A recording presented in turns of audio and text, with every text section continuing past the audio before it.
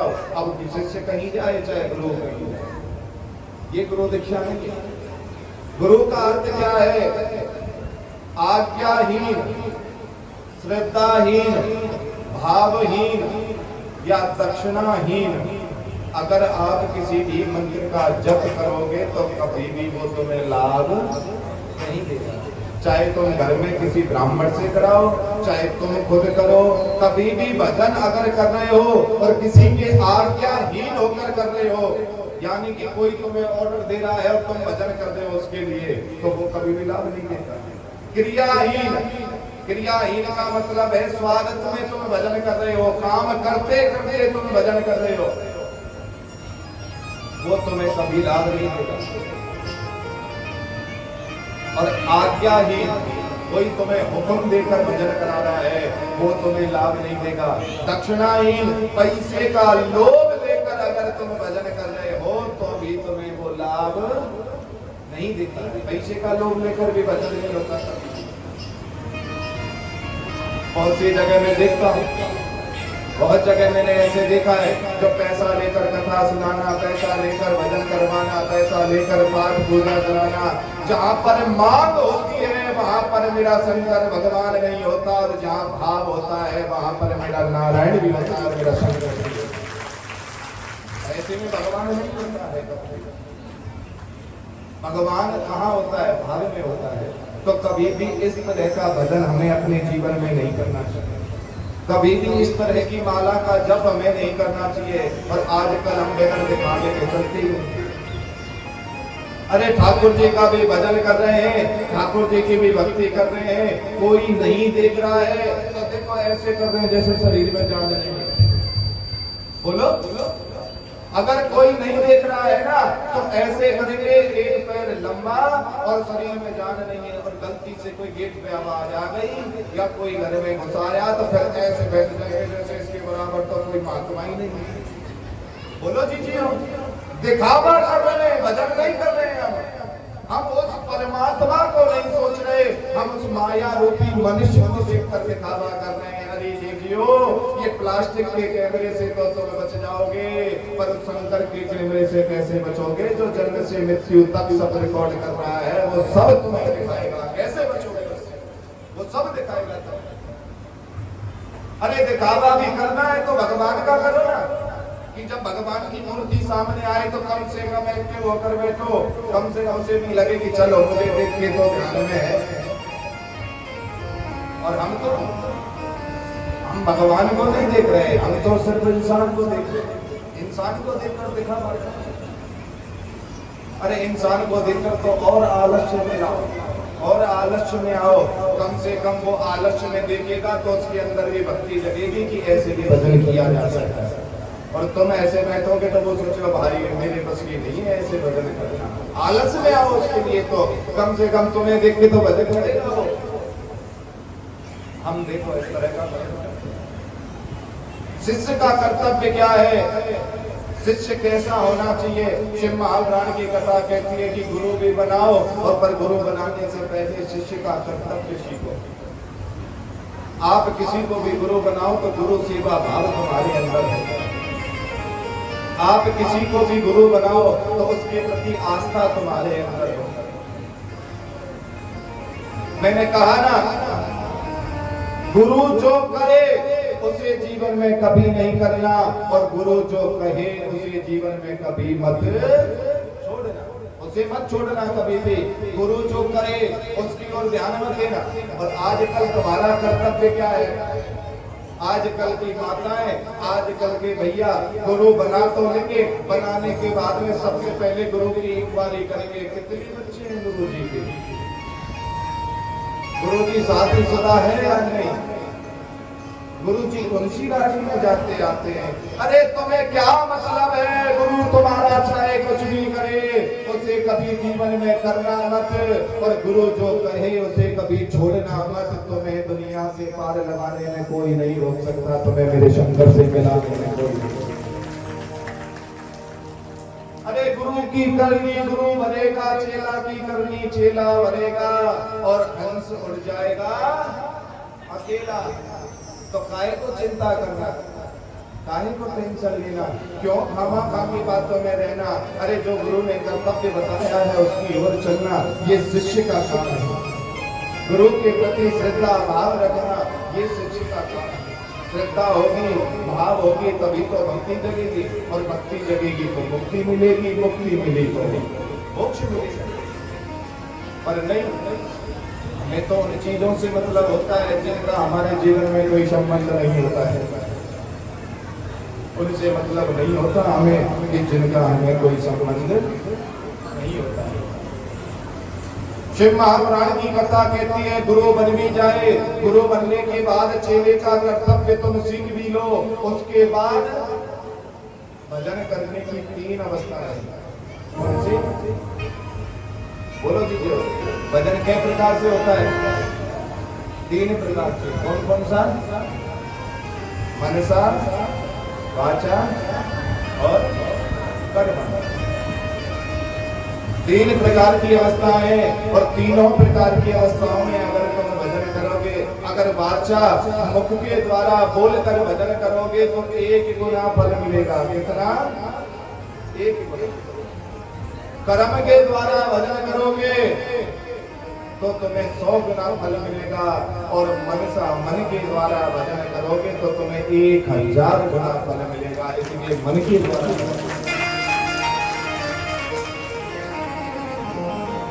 शिव महापुराण की कथा कह रही है, मत जाओ मंदिर, मत जल चढ़ाओ, मत आरती करो, ना पूजा करो, ना पाठ करो। अरे जीजियो, सुबह सुबह जगो, और जगते ही अपने बिस्तर पर आंख बंद कर कर सोचो कि आशीश्वर महादेव आपके सामने, आप उनको जल चढ़ा रहे हो, आप उनको पूजा कर रहे हो, आप उनकी आरती कर रहे हो, और फिर अपने मन के द्वारा जो है मेरे पंचाक्षर मंत्र का जप कर रहे हो, ओम नमः शिवाय, मेरे शंकर का भजन कर रहे हो। वही भजन तुम्हें 1000 गुना फल देगा, और उसी भजन से तुम्हें लाभ मिलता है, उसी भजन से तुम्हें शांति मिलती है, उसी भजन से तुम्हें पूर्ण फल प्राप्त होता है। अच्छा बताओ, कितने मनकों की माला से भजन करना चाहिए? 100। किसने सिखाया आपको ये सब?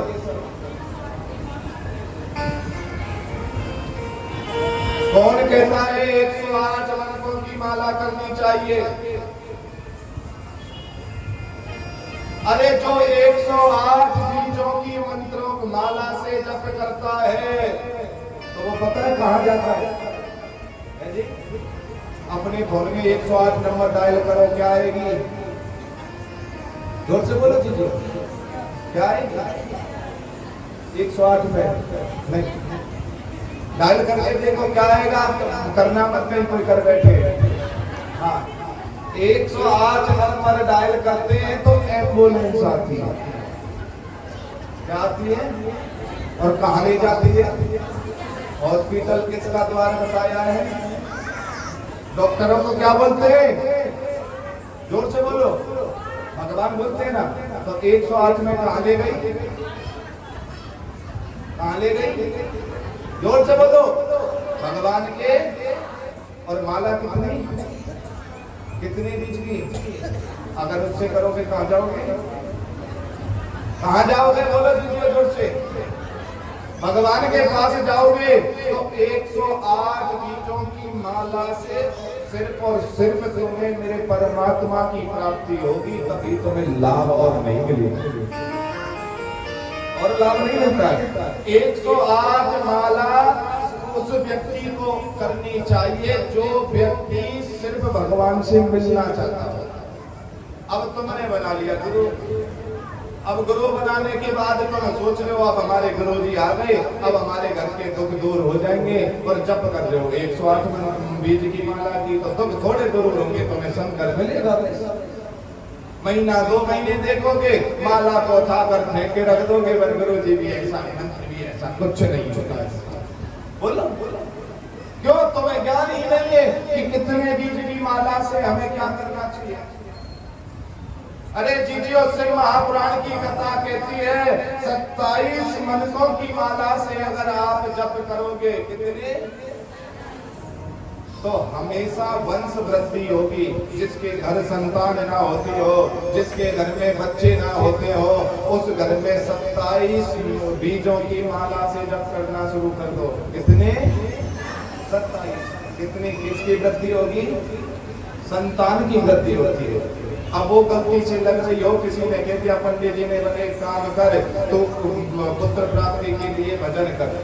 अब वो बेचारी कर रही है 108 माला से। अब बताओ संतान मिलेगा या संतान का बाप मिलेगा? बोलो। बाप मिलेगा। इसलिए कभी भी जिसको संतान चाहिए उसे 27 मनकों की माला से जप करना चाहिए। कितने? 27।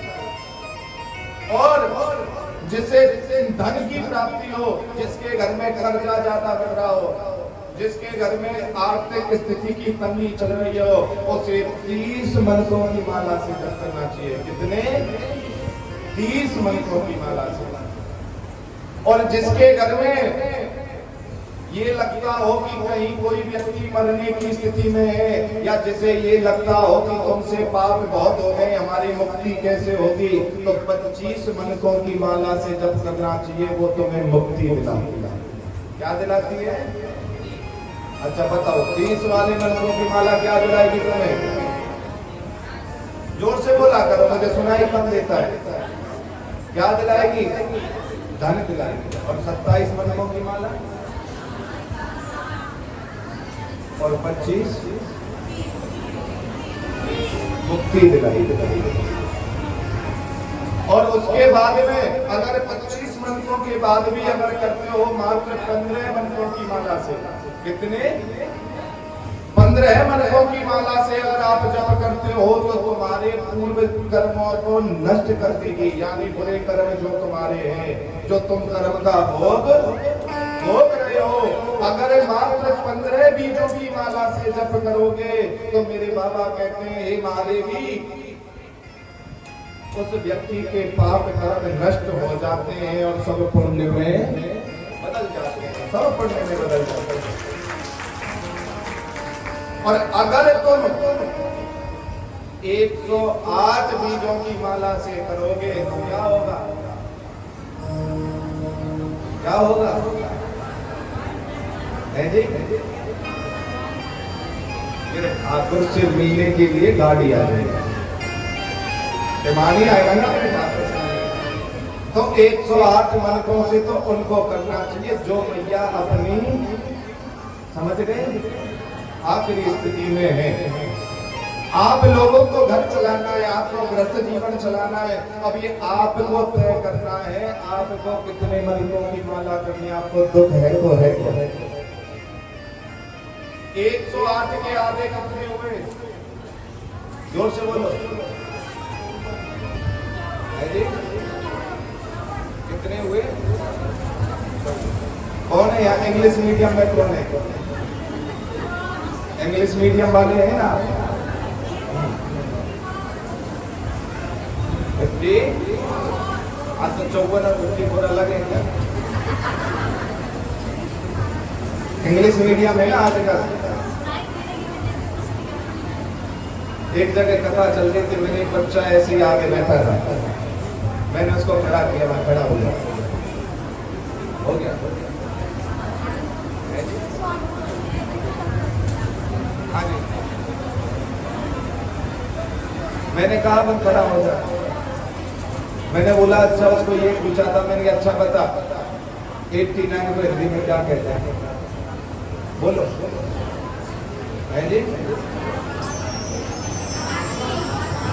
इधर वाले कहते 89, उधर वाले कहते 89। देखो इंग्लिश मीडियम में पढ़ोगे ना तो इंग्लिश मीडियम में डीओजी डॉगी सिखाया जाएगा, और हिंदी मीडियम में पढ़ोगे आके मतलब आप फल समझाए जाएंगे और यहाँ पर कुत्ता बिल्ली समझाए जाएंगे। क्योंकि हमने भी 2 साल पढ़ाए हैं बच्चे गुरुकुल में, ऐसी बात नहीं है। आपके सांपला में बाबा कालिदास का गुरुकुल था, जब मैं चला जाया करता था पढ़ाने, पर हमने डीओजी डॉग नहीं पढ़ाए। हमने तो तीता अंति सीता था ये सब पढ़ाए। हम तो राम के रूपों में रहे, नदी के रूपों में रहे, और आप लोग अब बचपन में डॉग सिखाओगे तो जवानी में फिर क्या बनेगा? LION क्या बनेगा? यही सब बनेगा। और यही जब बनेगा तो फिर तुम्हें क्या बनाएगा? वो शेर बनेगा, तो लीडर बनोगे, भागते रहेगा, वो पीछे भागता रहेगा, ये सब चलता रहेगा। बोलो हरे हरे। तो 108 के आधे 54। शिव महापुराण की कथा कहती है 54 बीजों की माला से, 54 मंत्रों की माला से करोगे तो मध्यम फल होगा।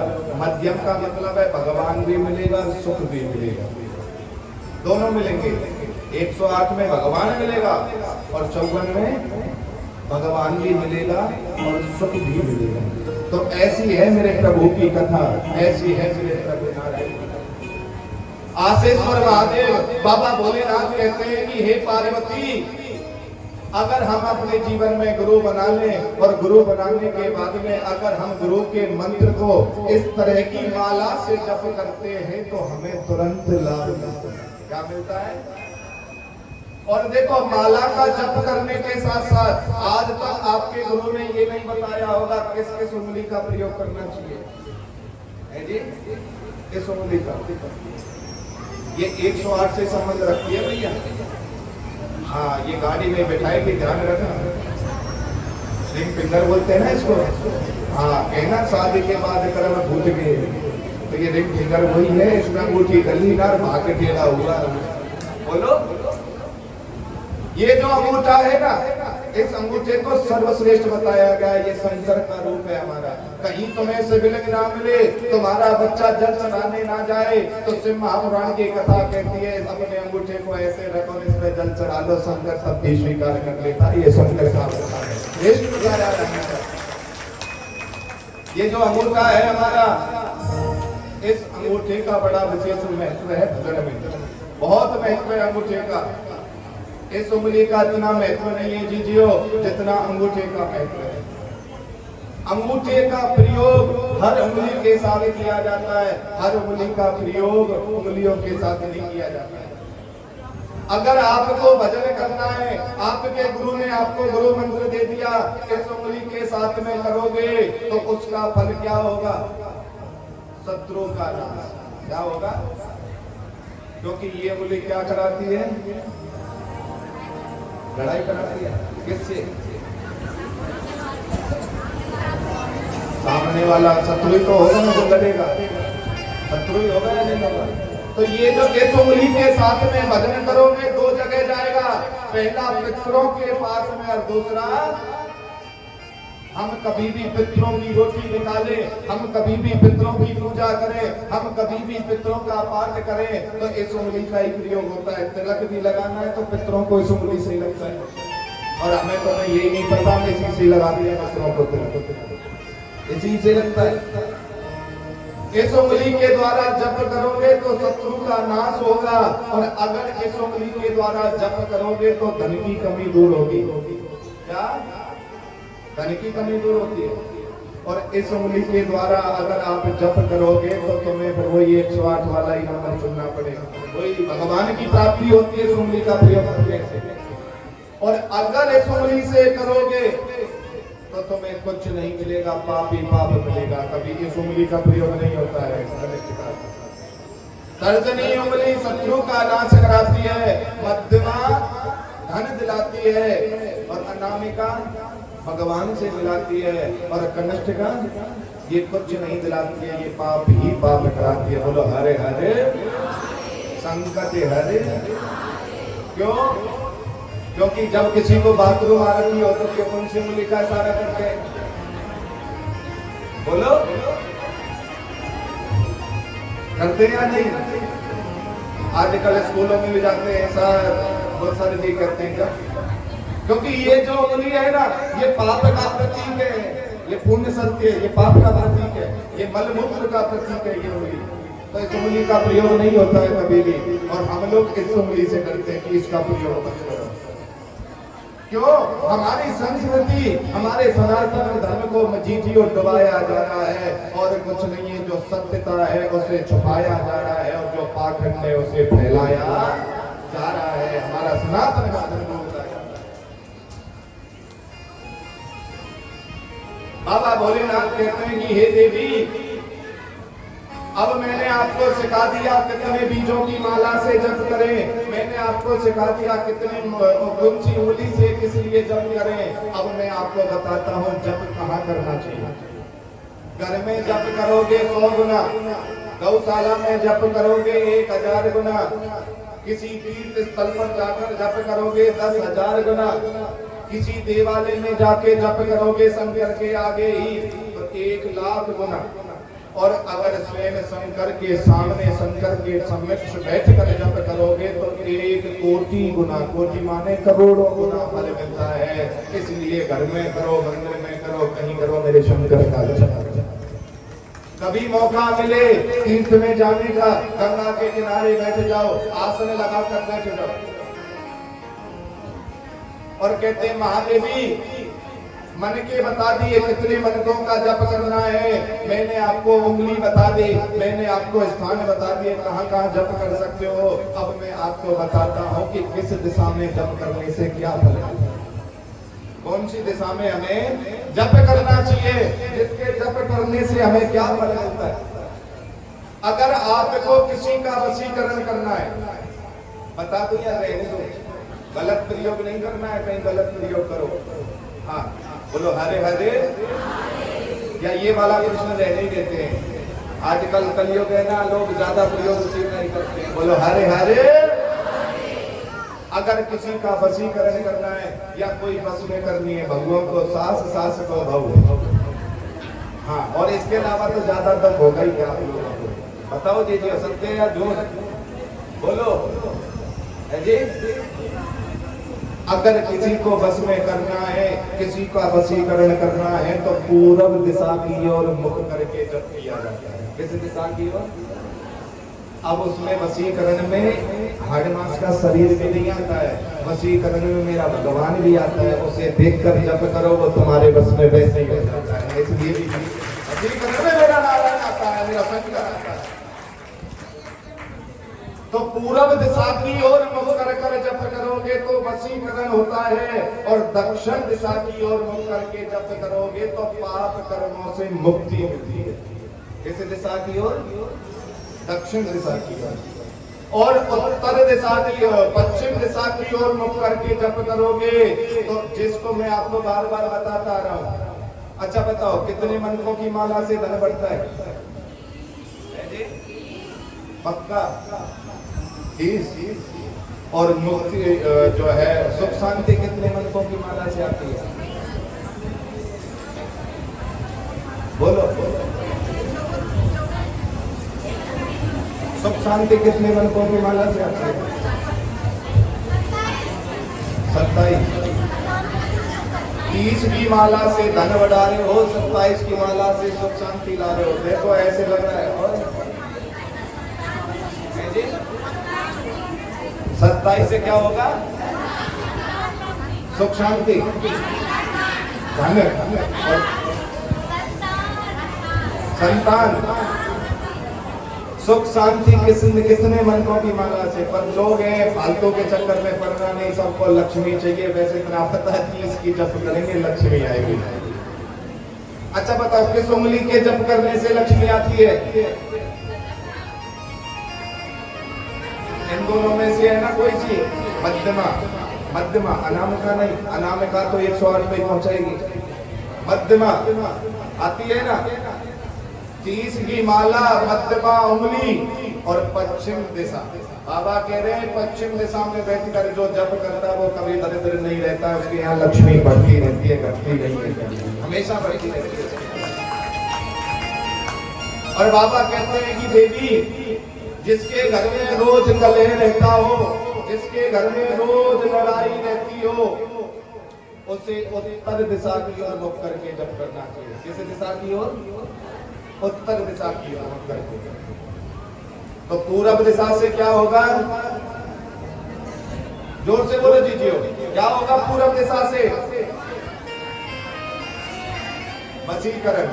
और दक्षिण से, पश्चिम से क्या होगा? धन की प्राप्ति। और उत्तर दिशा से सुख और शांति। जिस घर में कलह रहता हो उस घर का मुखिया रोज उत्तर दिशा की ओर मेरे बाबा का जप करे तो उसके घर में से ही सुख शांति आ जाती है। बोलो हरे हरे हरे हरे। अब दूसरा प्रश्न सुनो। भगवान की भक्ति, भगवान की पूजा, भगवान का पाठ, भगवान का हवन, भगवान की कथा हमेशा सिर ढककर सुनी जाती है, पर कभी भी गुरु मंत्र को या मेरे बाबा के मंत्र को सिर ढककर जप नहीं किया जाता, सिर ढककर नहीं किया जाता है। और हम देखो मैया जी भी निकाल देंगे। यही हो रहा था, हाँ मैया जी भी निकाल देंगे। बोलो हरे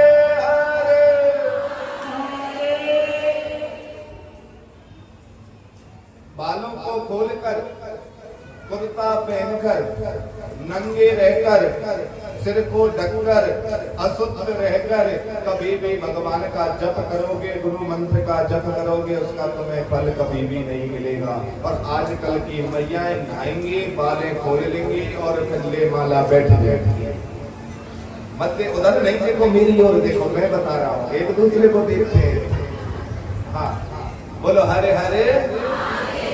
तो गुरु मंत्र, गुरु का अर्थ क्या है और गुरु के मंत्र का अर्थ क्या है? जब जीतियो तुम्हें लाभ मिलेगा, अन्यथा तुम्हें कभी भी मेरे बाबा से लाभ नहीं मिलेगा, मेरे बाबा से, मेरे शंकर से कभी भी लाभ नहीं मिलेगा। इसलिए जीजियो, जीवन में गुरु का होना बहुत जरूरी है, पर गुरु ऐसा हो जो आत्मबोध करा सके, गुरु ऐसा हो जो तुम्हें तुम्हारी जिंदगी से मार सके, गुरु ऐसा हो जो तुम्हें मेरे बाबा से मिला सके, वही तुम्हारा सच्चा गुरु हो सकता है। और नहीं बिना गुरु के तो जीवन भी जो है निभोरा है, तो इसलिए जीवन में गुरु का होना तो जरूरी है, जीवन में गुरु का होना जरूरी है, पर जीवन में गुरु मंत्र को कैसे जपा जाए ये जरूरी है। बोलो हरे हरे हरे हरे। अब बताओ जीजो, क्या ये शिक्षा आपको पहले थी कभी? आपको ये शिक्षा थी पहले? किसने दी? पढ़ा था? और किसी जीजी को दी है शिक्षा? नहीं थी। और आपने भी जीजी पढ़ा जरूर होगा, पर आपने इतनी तरह खुल के नहीं समझा होगा कि इसको करने से ऐसे होता है। आपने सिर्फ इतना पढ़ा होगा, तर्जनी मध्यमा अंगुली धन संचय, ऐसे ही पढ़ा होगा, पर आपको किसी ने ये नहीं समझाया होगा मध्यमा अंगुली का मतलब है उंगली से माला का जप करो धन आएगा। व्याख्या नहीं होगी, क्यों? और ये सत्य है, व्याख्या नहीं होती है। हम पढ़ भी लेते हैं, हम ज्ञान भी ले लेते हैं, पर हम उसका मतलब नहीं समझ पाते हैं, हम उसका अर्थ नहीं समझ पाते हैं, उसके लक्षण नहीं समझ पाते हैं।